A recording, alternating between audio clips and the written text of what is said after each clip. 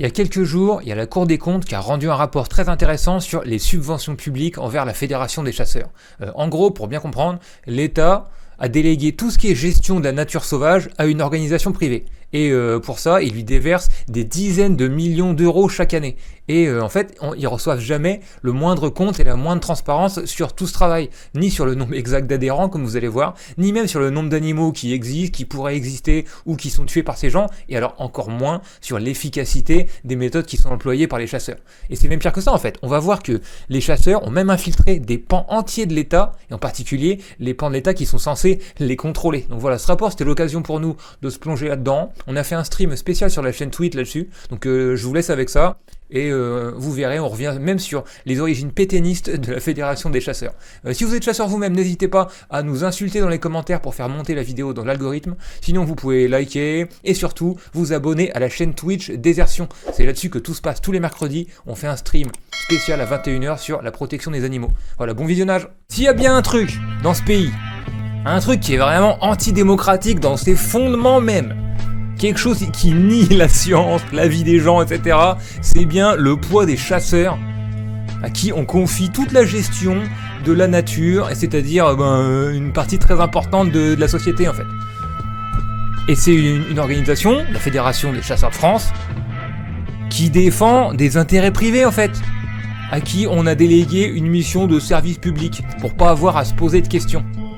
Donc il y a des questions morales qui se posent, et en ce moment, on dirait que les gens sont de plus en plus ouverts moralement à se poser des questions sur comment traiter les animaux et la nature autour d'eux. C'est pas non plus extra majoritaire non plus, mais ça commence. Et aussi, la science a pas mal évolué et on se rend compte de ce qu'on fait, on se rend compte de l'impact de ce qu'on fait.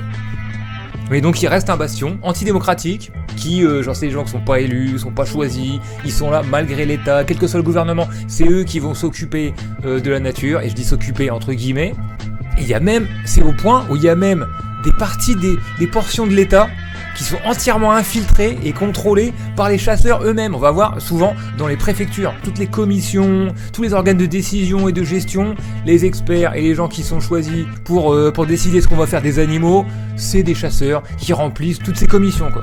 On va se lancer dans le déchiffrage, le décryptage d'un docu de 150 pages. Il y a la version synthétique bien sûr, mais on aime bien chipoter sur des petites lignes, surtout quand il s'agit du budget de la Fédération des chasseurs de France. On sait qu'il faut regarder toutes les petites lignes, les petits caractères en bas, on va lire toutes les petits articles en fin de page et tout pour voir comment est-ce qu'ils carottent l'argent public pour leurs intérêts privés. On peut commencer par rappeler la Fédération des chasseurs. C'est l'organisation, la structure à laquelle sont obligés d'adhérer toutes les assos de chasse du pays. C'est ce qu'on appelle une organisation de type corporatiste. On va chercher en direct le docu de fondation le 28 juin 41. Loi sur le statut des juifs, non, mais d'accord, mais c'est presque pris au même moment.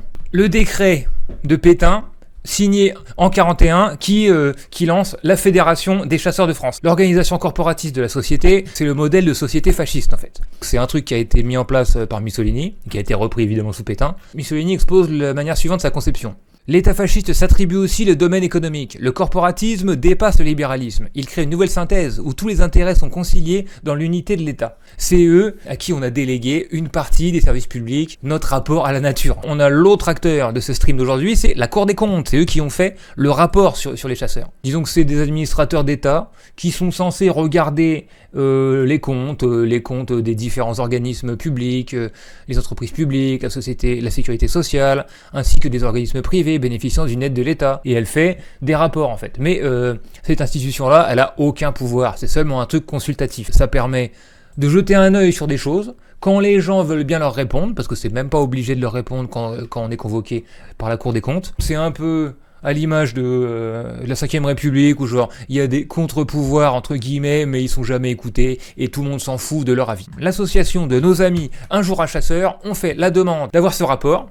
Ils l'ont eu, voici la vidéo de présentation. Fait souvent l'objet de débats passionnés. Les soutiens financiers publics aux fédérations de chasseurs, auxquels tous les chasseurs sont obligés d'adhérer, n'y échappent pas. La pose des mains, quand je suis comme ça, moi, c'est souvent pour un enterrement, d'accord, mais c'est vrai que j'imagine que c'est peut-être l'ambiance de la Cour des comptes. Pour y répondre, nous avons contrôlé un échantillon de 14 fédérations. Ils ont demandé des auditions. L'État, Direction de l'eau, Ministère de l'Agriculture, Office français de la biodiversité, Fédération des chasseurs. Ils ont parlé à des assos pour les animaux. Ils ont parlé à France Nature Environnement, qui est un gros conglomérat d'assaut local, la LPO, Aspas, qu'on a reçu il y a quelques semaines ici, et le collectif Un jour un chasseur, super. D'accord, donc on va lire en diagonale ensemble la synthèse, et après on ira faire des détails sur la version complète. La réforme de 2019 visait à mieux organiser la chasse pour réduire les dégâts de gibier et à mieux contribuer à la préservation de la biodiversité. Un des objectifs importants de la réforme était de faciliter et de redynamiser l'exercice de la chasse. La diminution du permis national, passant de 400 balles à 200 balles,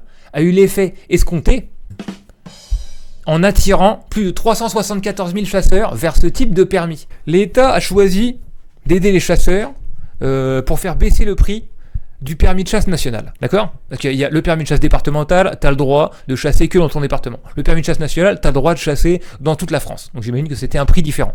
Donc l'État a aidé pour redynamiser, pour qu'il y ait plus de chasseurs, pour que le boulot de régulation de la nature, entre guillemets, soit mieux fait, il faut faire baisser le prix pour qu'il y ait plus de chasseurs. Voilà ce qui s'est passé. En bleu, c'est les permis nationaux, moins chers du coup. En jaune, c'est les permis départementaux. Quand c'est entré en vigueur, il y a juste eu plus de permis nationaux, exactement moins de permis départementaux, mais le nombre de chasseurs en violet, il a continué de baisser. Il n'y a pas eu plus de chasseurs. Alors, s'il y a encore moins de chasseurs, mais qu'il y a eu une aide supplémentaire de l'État vers les chasseurs, donc où est passé le pognon, vous voyez ce que je veux dire? Ça là, ce cadeau, qui n'a apporté aucun nouveau chasseur, aucune redynamisation de la chasse, ça a coûté 21,2 millions d'euros à l'État. Une mission de protection de la gestion de la faune sauvage entravée par l'insuffisance de données. Là, on n'est plus dans le pognon, là, on est dans le fait qu'ils ne fassent pas le taf pour lequel ils sont payés. Les principes de prélèvement raisonnable et d'atteinte de l'équilibre agro-sylvo-cynégétique fixés par le Code de l'environnement restent aujourd'hui insuffisamment étayés, les scientifiques consultés faisant notamment état d'un manque de données. Est-ce que vous avez entendu parler de cette histoire du radar à oiseaux? Dans quelques mois, c'est ici dans la Manche que la Fédération des chasseurs de Normandie va installer le premier radar ornithologique de la région. Un appareil comme celui-ci, capable de compter les oiseaux jusqu'à 6000 mètres d'altitude et qui devrait permettre aux chasseurs normands de mieux gérer la ressource. Si demain on s'aperçoit qu'une espèce est en diminution dans sa migration, forcément nous chasseurs on va mettre un frein sur les prélèvements. Forcément. On n'a jamais été tué jusqu'au dernier oiseau. Forcément. Alors que c'est eux qui monopolisent les moyens de compter, en fait. Donc personne ne saura, vous pouvez faire ce que vous voulez. Écoutez, arrêtons de créer une polémique pour 500 000 euros. Il faut arrêter. Car ce radar va être financé intégralement par le conseil régional. Les écologistes et les associations de protection des oiseaux, dont certaines ont vu leur dotation baisser, dénoncent un véritable cadeau fait aux chasseurs qui auront la gestion de ce radar. Ils peuvent se servir des chiffres pour alimenter le fait qu'on peut chasser davantage de gibier et sur des périodes plus longues. La région file des centaines de milliers d'euros, d'accord, pour acheter un appareil technologique de haut niveau pour compter les oiseaux migrateurs. Super! Tout le monde serait très heureux d'avoir les chiffres. On pourrait un peu mieux comprendre les oiseaux, comment ils fonctionnent. Et on pourrait peut-être comprendre aussi si la chasse leur fait du bien ou pas. Non, ils l'achètent pas pour que ce soit des données publiques pour les scientifiques, pour, j'en sais rien moi, le CNRS, non, ils les filent aux chasseurs, aux mecs en fait, dont c'est le loisir de flinguer ces oiseaux. Encore une fois, c'est un mélange d'intérêt privé et d'intérêt public, comme dans tout ce document. Ensuite, le défi majeur de la maîtrise des populations de grands gibiers. La charge financière de l'indemnisation des dégâts, supportée par les fédérations départementales. Donc c'est eux qui doivent rembourser les agriculteurs quand il y a des dégâts avérés de sangliers, par exemple, sur leur culture, a baissé en 2020-2021. Les fédés départementales considèrent ainsi leur équilibre financier menacé et sollicitent une participation accrue de l'État. L'État s'est engagé en mars 2023, donc il y a 3 mois là, à verser 60 millions d'euros sur 3 ans au réseau fédéral des chasseurs, afin de financer un système d'information performant et des investissements contribuant in fine à réduire les dégâts de grand gibier. Mais les critères et les conditions posées au versement des crédits restent encore à déterminer. Ça veut dire qu'ils ont filé les thunes avant de savoir à quoi ça allait servir, avant de savoir ce qu'ils allaient faire avec, genre non mais les gars faites-nous confiance, passez-moi le paquet de billets, d'accord, et in fine, ça va réduire les dégâts des grands gibiers, d'accord, genre on va faire un mur de bifton, et peut-être qu'ils pourront pas passer, voilà, peut-être qu'ils mangent des billets. Cet engagement a été pris sans analyse préalable de la situation financière des fédérations de chasseurs, qui n'est pas menacée à court terme, et sans mesure de contrôle de l'efficience et de l'efficacité des actions entreprises pour la régulation du grand gibier. Donc c'est exactement ça en fait, on leur a filé 60 millions d'euros, sans regarder s'ils en avaient besoin, et ce qu'ils allaient faire avec. Et c'est ça tout le temps en fait, genre c'est 150 pages de ça quoi. Le fonds biodiversité. Le fonds biodiversité, c'est un truc qui a été créé en 2019 au moment de la même réforme, genre l'OFB. Le fonds biodiversité, bénéficiant aux fédérations de chasseurs, leur a permis de monter en compétences. Une montée en compétences, c'est on renforce le rôle des chasseurs dans la société. Et de se mobiliser sur tout le territoire pour promouvoir des projets favorables à la biodiversité. Il y a la liste en dessous, vous allez voir. 577 projets ont été présentés par la fédération. Et le processus d'évaluation de ces projets au sein des fédés et de l'OFB tend à s'améliorer. Putain. Travaux de génie écologique. Alors je sais pas trop ce que c'est, on va googler travaux de génie écologique. Ça peut être juste une étude ou de suivi, ouais. C'est pas forcément un travail, genre ça peut être le suivi d'un truc qui a déjà été fait par quelqu'un d'autre. Dont des opérations j'aime la nature propre. Donc ça veut dire ils ramassent leurs propres ordures derrière eux, ok. Les chasseurs ils proposent 43 projets. Éducation à l'environnement dans le cadre de la démarche écolien. Regarde ce que c'est. Atelier à l'école. Les animations écoliens, donc c'est des trucs qui sont amenés dans les écoles, d'accord. C'est des spécialistes de la nature qui sont financés pour former les enfants à la nature. Les animations écoliens sont réalisées sur toute la France par la Fédération départementale des chasseurs. En classe, comme sur le terrain, ils demandent des millions d'euros à l'État pour agir en faveur de la biodiversité. Si ils vont pas juste faire la propagande de la chasse, ou en tout cas colporter la vision qui va avec leur pratique. C'est-à-dire qu'ils peuvent parler de biodiversité, bien sûr. Éco-Sentier, c'est le truc donc, qui est financé par les aides de l'État. Là. Réhabiliter, entretenir les chemins ruraux. S'occuper de ces trucs-là. Prendre la responsabilité de ces trucs-là. C'est un pouvoir que tu prends aussi. Amélioration des connaissances et pédagogique. Et en fait, on va le voir dans les pages qui suivent, c'est que souvent, quand ils disent on va se lancer dans un projet, on vous propose un projet, souvent c'est de la com, c'est-à-dire qu'ils prennent 1 million à l'État, ils payent un webmaster comme là qui va faire une petite animation flash pour dire voilà, éducation populaire en faveur des chemins, etc. Ils vont mettre un panneau, et c'est ça en fait. C'est ça qu'ils vont faire de l'argent de l'État. C'était pas la fédération de randonnée à une époque qui était chargée au moins du balisage ou un peu de l'entretien, et c'est pas les chasseurs qui l'ont récupéré récemment. T'en fais pas, ils font des sentiers tout neufs avec leur gros 4x4, ouais, exactement. Il y a ça qui est marrant. Des crédits supplémentaires, encore supplémentaires, ont été ouverts en décembre 2022 pour faire face à l'augmentation des cours des produits agricoles consécutive à la guerre en Ukraine. J'imagine que comme il y a la guerre en Ukraine et qu'il y a des problèmes d'approvisionnement du blé ukrainien, l'État s'est dit c'est devenu une denrée stratégique, il faut pas qu'on meure de faim à cause de ces conneries de l'OTAN, au moins il faut qu'on aide les agriculteurs français qui font de la monoculture ultra vénère de blé pour qu'on ait un peu de blé quoi. Du coup ils ont mis des thunes. Et pourquoi ça va aux chasseurs? What the fuck? 18,6 millions d'euros ont été engagés au profit des fédérations de chasseurs pour indemniser les agriculteurs du surcoût des dégâts des grands gibiers. Ils ont juste donné 20 millions d'euros aux chasseurs, ils filent des thunes aux chasseurs pour qu'ils les donnent aux agriculteurs.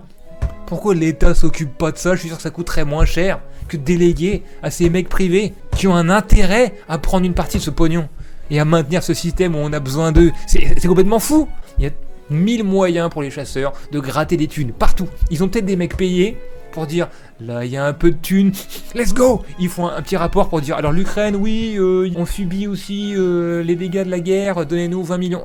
Je me demande comment ils font, mais ils sont partout. La loi du 2019 crée un fonds dédié aux projets portés par les fédérations de chasseurs pour la protection et la reconquête de la biodiversité. Et donc il y a une partie, 5 millions on dirait, qui est financée directement par les chasseurs, et il y a 10 millions rajoutés par l'État, parce qu'ils sont censés avoir plus de boulot. Ils sont pas censés seulement flinguer les animaux, mais ils sont aussi censés dire que c'est pour la biodiversité, donc c'est plus de boulot. Donc ils leur demandent plus de pognon. Et donc ils vont leur donner du pognon pour ça. Une convention financière a été signée entre l'ONCFS et la FNC en décembre 2019 pour arrêter le montant à 9 millions annuels. Donc l'ONCFS, c'est la police de l'environnement, c'est l'État, rajoute en plus 9 millions d'euros pendant 4 ans pour ces nouvelles missions. Cette charge est désormais acquittée par l'OFB, c'est le remplaçant de l'ONCFS. Le montant de ces compensations repose sur une estimation par l'État de la masse salariale de ses agents. C'était une mission de l'État avant, il y avait 200 personnes sur le coup, et ils ont transféré cette mission à la FNC. Déjà, pourquoi avoir fait ça? Pourquoi pas avoir gardé le truc au sein de l'État?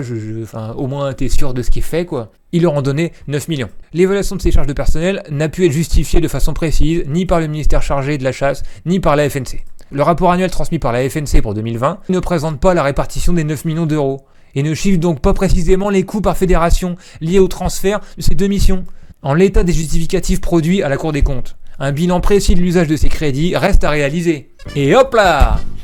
9 millions d'euros encore disparus, sans aucun contrôle. Et on s'arrête pas là. Page 28, on a quelles sont les missions d'intérêt public. 1. La mise en valeur du patrimoine cynégétique départemental En quoi c'est public ça concerne la mise en valeur de leur truc à eux, ça. Et l'action en faveur de la protection et de la gestion de la faune sauvage ainsi que ses habitats. Pour moi, ça peut vouloir dire très bien s'assurer que la chasse continue pour toujours et qu'il y ait toujours assez d'animaux pour les flinguer. Pour moi, c'est comme ça que je traduis ça, d'accord ? 2. L'élaboration du schéma départemental de gestion cynégétique. Encore une fois, bon, c'est la gestion de leurs loisirs pour que ce soit durable. 3. La contribution à la prévention du braconnage. Les chasseurs contribuent à la prévention du braconnage ? Mais c'est pas eux qui font en sorte qu'il y ait des tas de gens armés et qui propagent la culture de tuer les animaux comme loisir et tout. Des actions participant à la prévention de la diffusion des dangers sanitaires entre les espèces de gibier, les animaux domestiques et l'homme, les zoonoses en particulier. Si on veut éviter les zoonoses, il faut éviter des contacts, et surtout des contacts aussi malsains avec du sang et des entrailles, avec les formes de vie sauvage, quoi. Ce serait peut-être le pas numéro 1, mais dans ce cas, ça résume à une chose, hein. Démanteler la Fédération nationale des chasseurs. Donc, bref. Donc là, ça parle de l'OFB, d'accord ? C'est l'organisme d'État qui doit faire la police de l'environnement. Donc la police de l'environnement, comme je disais, c'est des dépotoirs publics, c'est eux qui font les infractions. Du braconnage, etc. C'est eux qui font les amendes. C'est eux qui contrôlent. Conseil, administration, OFB. On va voir qui est à la tête de l'OFB. Hubert Louis Vuitton, ancien président du conseil d'administration de l'ONCFS, vice-président de la Fédération nationale des chasseurs, mouvement des entreprises de France, parc naturel, encore quelqu'un de la Fédération des chasseurs, Fédération départementale des chasseurs, Fédération de la pêche, Fédération départementale des chasseurs. L'OFB, c'est contrôlé en partie par les chasseurs. Et c'est pareil au niveau des préfectures. Qui est-ce que l'État va mettre pour ces questions de chasse ? Ces trucs de chasse, les animaux sauvages, j'y connais rien, d'accord ? On va mettre qui ? Ben je connais Jean-Marc, lui, il s'y connaît en chasse parce qu'il chasse. Ah bah ouais.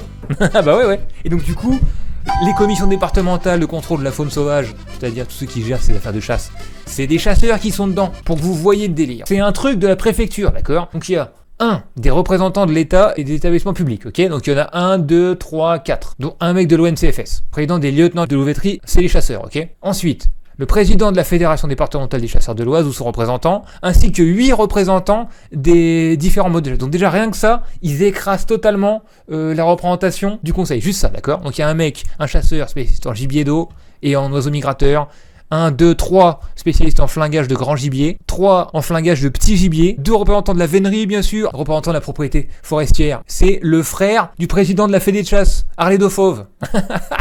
L'ONF bien sûr, l'ONF qui est des clients des chasseurs, d'accord ? L'ONF qui touche des millions d'euros des chasseurs tous les ans, donc évidemment ils vont pas aller contre l'avis de leurs clients. Des représentants des intérêts agricoles, donc évidemment le plus gros agriculteur du département c'est Alain Drache, qui fait la chasse à courre, du coup il est représenté par un de ses amis là. Il y a 2 places dans les commissions départementales de contrôle de la faune sauvage pour des assos. Bruno Quignot, président de la société des Amis des Forêts Alatte, Ermenonville et Chantilly. Je vois certains des mecs de cet asso qui suivent la chasse à courre, bref. Et le deuxième c'est Jean-Luc Caron, président de Oise Nature. Oise Nature qui a changé son nom récemment. Avant c'était Oise Chasse Nature. Les chasseurs ont infiltré les institutions qui sont chargées de les réguler. L'OFB c'est la même chose. Donc t'as quelques assos, là je suis content de voir que t'as Mathieu Orphelin, l'LPO, quelqu'un d'humanité et biodiversité, mais le reste c'est des ordures comme Hubert Louis Vuitton. Hubert Louis Vuitton, j'arrive même pas à dire son nom. Il m'arrache la gueule. Que l'organe qui soit censé contrôler les chasseurs soit rempli de chasseurs, ça vous montre un peu ce qui se passe dans ce pays, d'accord ? Et voilà ce que je voulais vous montrer. Intéressant. Les agents des services départementaux de l'OFB consacrent entre 15 et 20% de leur temps à la police de la chasse. Dans l'Oise, les mecs ils sont 5, ils sont peut-être 6. J'ai leur numéro sur une carte de visite. Je sais pas combien il y a de chasseurs, peut-être 12 000, un truc comme ça. Et donc ils font que 15 à 20% de leur temps sur la police de la chasse. C'est beaucoup moins de temps, 40%, que pouvaient y consacrer les agents de l'ex-Office national de la chasse et de la faune sauvage. C'est divisé par 2, il en résulte en outre une perte de compétences. Et de quelles compétences il y avait déjà ? Conformément à l'obligation de transparence. Et ça, c'est marrant. Les fédérations doivent publier chaque année, dans le compte financier, les rémunérations de ces 3 plus hauts cadres, dirigeants, bénévoles ou salariés, ainsi que leurs avantages en nature. Okay ? Aucune fédération ne le faisait au début de l'enquête. La fédération du Loiret est la seule fédération départementale, donc il y a je sais pas combien de départements en France, une centaine, à s'être engagée à respecter cette obligation. Attends, quoi ? La fédération du Loiret est la seule à s'être engagée à respecter cette obligation ? Mais qu'est-ce que c'est que ces conneries encore ? C'est censé être la moindre des choses de le faire. Quand est-ce qu'on arrête ces mecs ? Quand est-ce qu'on arrête de leur filer des thunes alors qu'ils se moquent du monde en fait ? Ils se moquent de tout le monde ouvertement. Ils viennent aux réunions de la Cour des comptes et ils disent non, c'est la loi, mais j'ai pas l'intention de m'y engager non plus, parce qu'en fait, vous allez rien faire, vous êtes des petits chats l'État en face, donc non. Incroyable, les mecs se croient au-dessus de la loi quoi. Constamment. N'importe quel assaut fait le quart de ça, ses subventions sautent et son président avec. Non mais... Il y a un truc particulier avec le monde de la chasse, d'accord? On le sait, quand on se met à s'opposer à la chasse de manière un petit peu trop véhémente, on a tout l'État et tous les notables de France qui te tombent dessus à bras raccourcis comme un seul homme, qu'on touche à un truc, à des réseaux de malades. Et des gens qui se pensent au-dessus de la loi, et au-dessus du pouvoir politique. Tous les ministres de l'écologie qui osent toucher à la chasse, ils sautent dans le moi. Vous avez vu Hulot par exemple, Bompard dans les années 80. Moi, j'ai mes recommandations, d'accord. Vous les connaissez, hein. Les recommandations de désertion, c'est ça. Démanteler la Fédération des chasseurs, arrêter ses leaders